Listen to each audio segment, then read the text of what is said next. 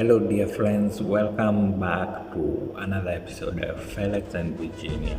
So, in our today's video, we are going to review a book by the name The Richest Man in Babylon. So, this is a very good book if you want to improve on your financial matters. So, in our today's video, we will be learning about the money lesson that you can learn from the richest man in Babylon. And starting with the first lesson. So, the book The Richest Man in Babylon, it tells us that we should be able to save 10% of our income before doing anything else, before paying house rent, before paying for the internet, before paying for anything.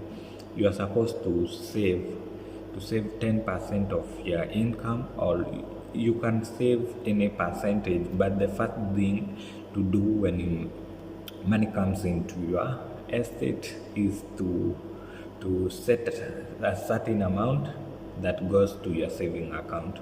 So, and then when you save maybe a 10% or 20% depending on your capability, then you are left about with, for this instance we will be using, maybe you save 10%, then you are left about with the 90%. So the other 90% is the one that you are supposed to budget and to pay for your needs and wants. Maybe you pay for shelter, clothing, food, and everything else, and also maybe budget for something that you are desiring. So the second money lesson from The Richest Man in Babylon is to have a budget.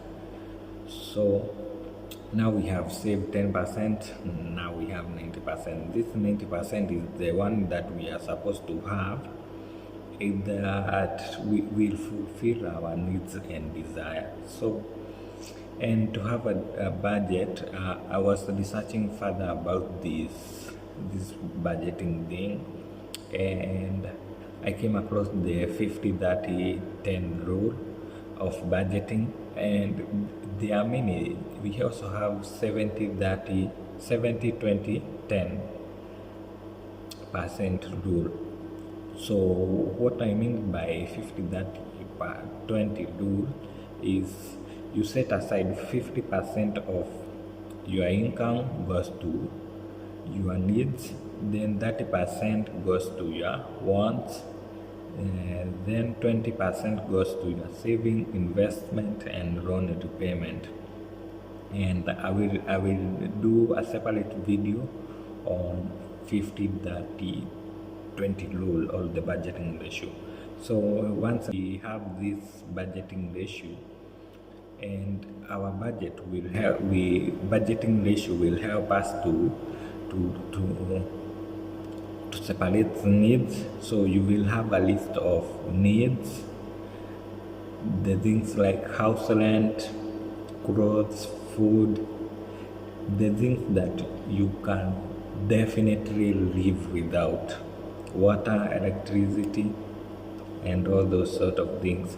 Then we have our want category. So in our want category, maybe you want to buy a new phone, you can budget that 30% to go to maybe saving to buy a new phone that you are eyeing, or a new television, things of that order, or a new laptop. Then we will have 20%. This 20% is the 10% will go to your savings. Then you are left about with 10% of 20% of your saving and loan repayment. Then you can pay maybe your needing. If you have a loan, you can repay it, and if you don't have, you can save the entire amount. So that is the 50-30 rule. And the budget also helps you to track your money, where your money goes to. So instead of asking pesa zangu zilienda wapi, you have a clear record on what you spent the last month for. And also the budget helps you to not never spend more than you earn. So it tells you how to control your money. So after saving, after budgeting, then after accumulating the 10%, maybe for 1 year or 2 years, then you will have a substantial amount of money. Maybe if you are saving like 2,000 per every month, for 2 years you will have around 50k. So this 50k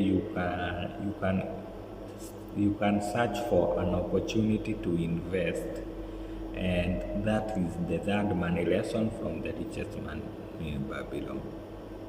And before you invest, the book tells us one is supposed to research on what you are investing and educate yourself on what you are investing in. And also you can also search for advice from maybe the wise men who are in that business, and they can give you the advice on investments for free. Mostly the book says their investment advice is mostly given for free. And when you invest your money, the money is a very diligent worker.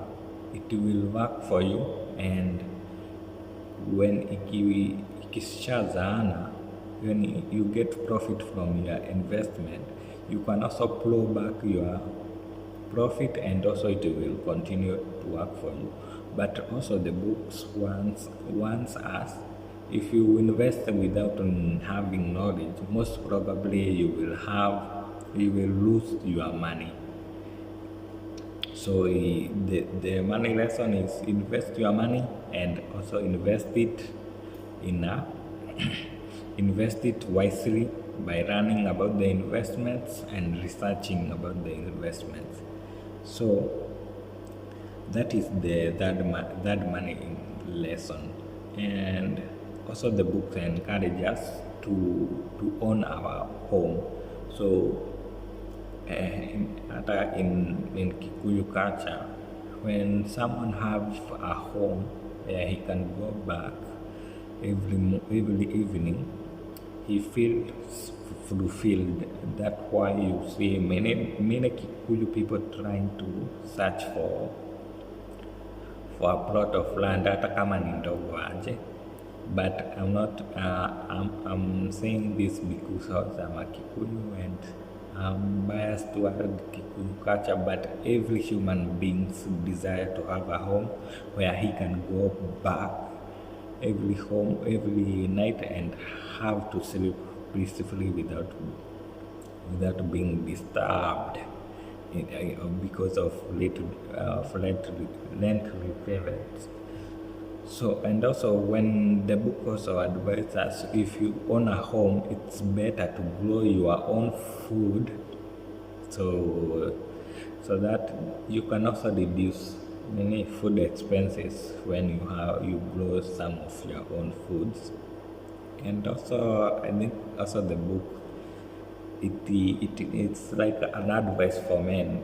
It tells us a woman who have her own home, she is full of delight because she has her own home where her children can play in peace, and she can grow her own food without disturbance and without worries of losing her home.